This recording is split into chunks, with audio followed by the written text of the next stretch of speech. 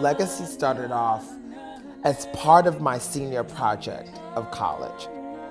So Stephanie Riven asked me, told me, commissioned me, and when she said, this is what I want you to do, you just say, okay.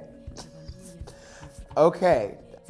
She said, I want you to create a work that we can take around to the schools, that we can take around to the St. Louis community, honoring the achievements of African American history. So in Legacy, I basically had to take 300 years of history and kind of pare it down into 30, 35 minutes. I went to the library. I read books, I read essays, I read poetry, I read plays, I read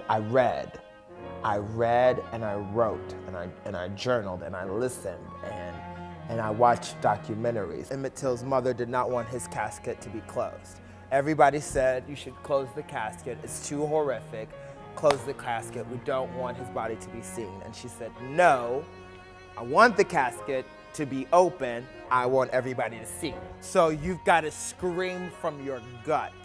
It was a lesson for me.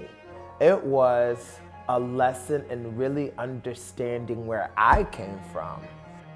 And it was an emotional lesson for me. It's an emotional lesson for the COCA dancers. And I think for the audience members, it's an emotional lesson. But it's an emotional lesson so that we can come together. How can we bring people together? How can we talk about the good? How can we talk about the bad? And how can we talk about the ugly? And by the ugly, the ugly.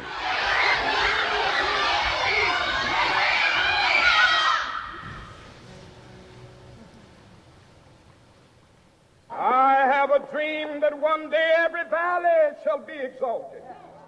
And at the end of the night, how can we have hope to move forward?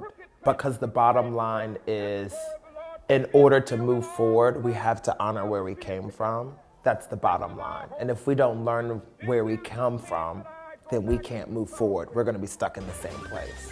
But we're resting on the shoulders of our ancestors, so it's their legacy.